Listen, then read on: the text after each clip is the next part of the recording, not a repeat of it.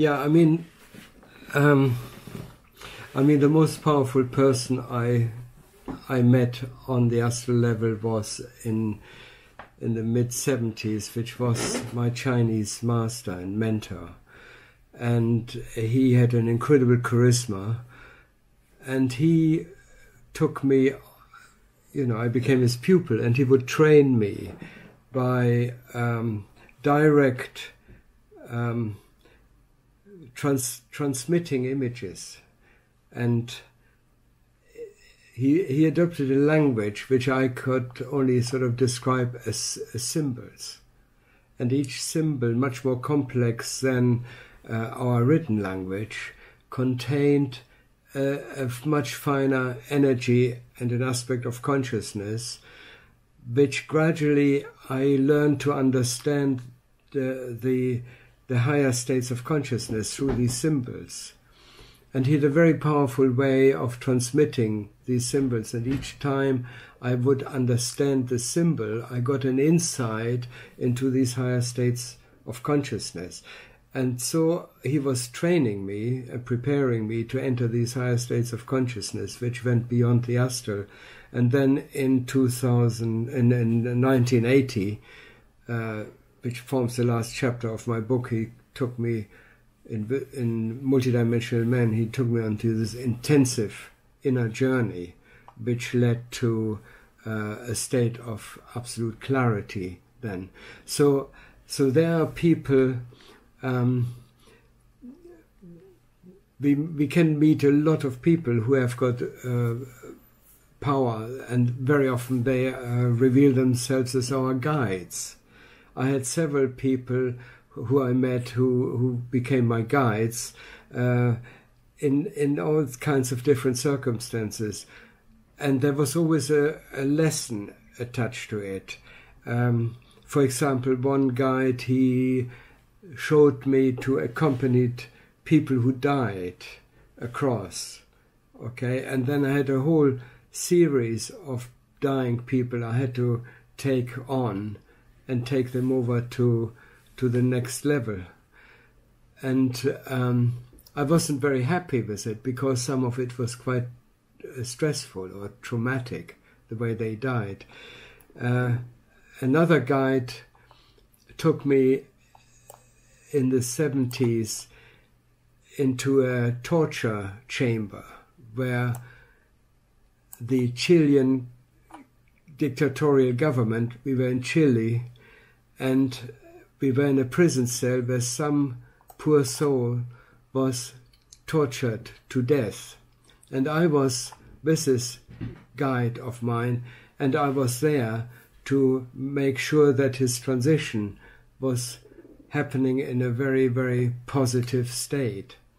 And that was another experience where I became aware of this powerful person, and we were there to make sure that this poor soul was sort of looked after and had a untraumatic, because he suffered a lot of trauma in the last hours of his life, so that he would be safely guarded across.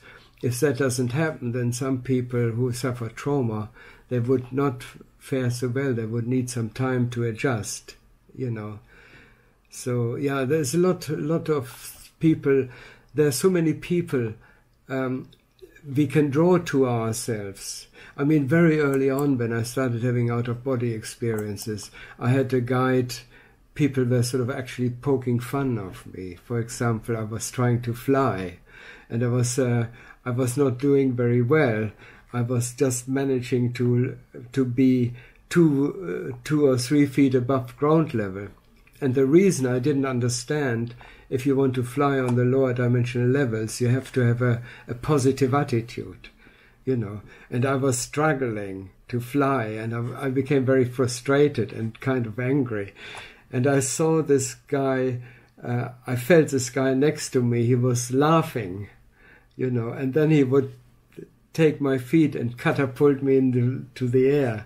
And I had this boost of energy, and I could then fly properly. So you have nearly always somebody not far from you who will be with you, and these people are very powerful.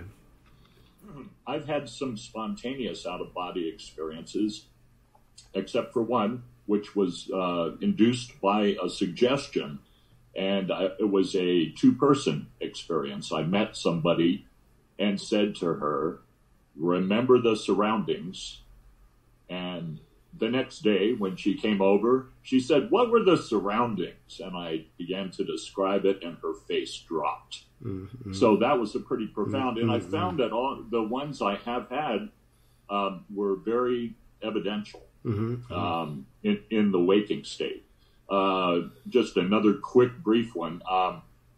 Was interested in architecture in Cairo. I found myself in an out-of-body experience. So I'm on the streets of Cairo, and I'm noticing behind the buildings I'm looking at, I'm seeing the Great Pyramids. Well, like many people, I thought the pyramids are out in the middle of nowhere. But actually, they're right next to Cairo, and I didn't discover that until much later. And it's like, well, that's almost the exact scene that I saw in the out-of-body experience. So those were just a couple of ones I had. I've had a few more, but generally spontaneous. And are you still having spontaneous out-of-body experiences? Well, it sounds odd, really, but I'm not really interested in out-of-body experiences. I heard you say that, yes. And I'm much more focused on the here and now, because the thing is, I find since 2013, when I had this breakthrough experience in Scotland, and since then, I find you don't have to go anywhere to experience heaven, if you like, because the experience, my experience now, is one. It's hard to describe, but there's a bliss aspect underpinning everything, which takes a very great prominence of reality. It's a reality aspect which you cannot ignore, and it's so addictive. You don't want to be anywhere else. It's so profound. And that's why I find there's very little really that makes me want to. Many years ago, when my mother died, and there was always a little bit of a motivation, you know. Mm-hmm. I still sometimes have out-of-body experience, but sometimes they happen while I'm actually sitting at the beach. Listening to the waves, but the way they happen is not that I lift out of my body. I simply become cognizant of a higher dimension where I am, and I have a dual kind of awareness, and I can see it's like if you're poking your head out of the water while you're sort of swimming underwater. Your physical reality, your physical reality is underwater, but occasionally you poke your head out of the water and you're in another reality, knowing very well they both exist concurrently, and so that's the thing. I can sometimes, sitting by the sea, listening. Riding on a bicycle along the seafront, suddenly I find a higher state of awareness takes over, and then you are in a different dimensional level, while simultaneously you're fully aware that you're on the physical level as well. It's this sort of thing. And also on this physical level, when I'm relaxed and not preoccupied with anything, I can see the higher dimensional aspects of our physical reality. So there's very little motivation. Having said that, I also had things when there's a question, for example, like was asked the other week, do we go through all kinds of life forms in our evolution, and then until we become humans. And I thought about that, and then I had an out-of-body experience where I became a glacier. And I had the feeling... I was sure. Yeah. You know, it's this sort of, it's a new experience, but it's a very, very potent experience because our consciousness is everywhere.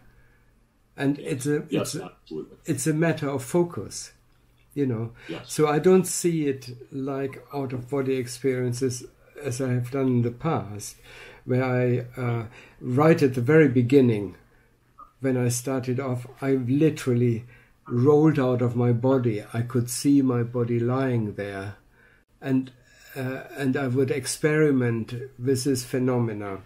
Later it evolved, and it became something completely different. And now it's again something totally new and totally different, and I have no idea where it will, you know, lead to, you know, what will happen. But my interest is no longer focused on out-of-body experiences.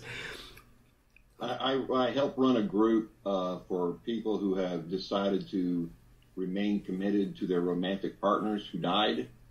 And so we help to facilitate their interaction and communication with them.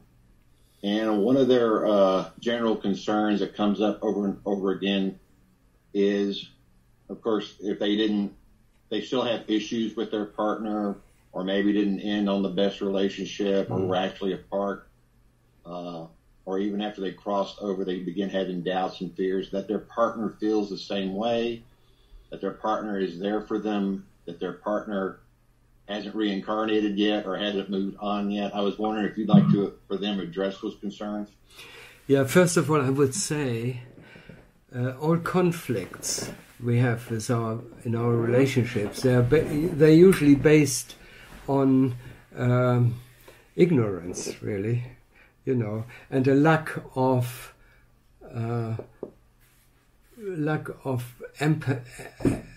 empathy, you know. The thing is, we pay more attention to ourselves than to the other person, because we still very much see ourselves as separate from the other person, when in reality, at the essence of our being, what makes a relationship is that we share a consciousness. At the base level, we are the same consciousness. And a very powerful relationship realizes this aspect, and then hence the expression, marriages are made in heaven.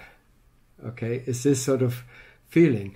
And I think as long as people feel there is a uncertainty, they just have to work on themselves and fertilize the love aspect, and take, you know, show more concern for the other person than to their own feelings. So it's the ultimate in altruism.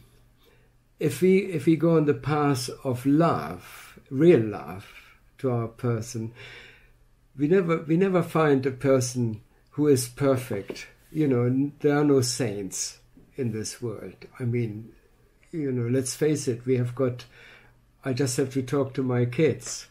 They find probably lots of faults with me I'm totally unaware of. Okay, and if my wife always makes a joke about me, you know, let them talk to me, you know, to find out who I really am. Of course, I'm totally innocent. I don't have any faults, you know. But the thing is, we don't. We have things which we have to work with, okay? But I mean, the fact that my wife and I have been together for 50 years, we take these discrepancies as part of the path, which is actually very, very good, to work with each other's imperfections, because they are our greatest teachers. They teach us a lot more about ourselves than we could any other way learn. So if a person, the partner we are with, finds something finds fault with us, then we say, oh, great, what a great opportunity. I didn't know about that. Thank you. Okay? It's this sort of relationship that we actually acknowledge and show a sense of gratitude for the person's imperfections and our imperfection, and then that's relationships are the best ways to learn about ourselves. And if there's friction, yes, it's a great opportunity. Friction allows us to grow. Okay, so it's good. Yeah, I think people who have these doubts, they should actually see it as an opportunity to harness love and gratitude and appreciation, these positive things. Okay, and then everything will sort of naturally sort itself out. I think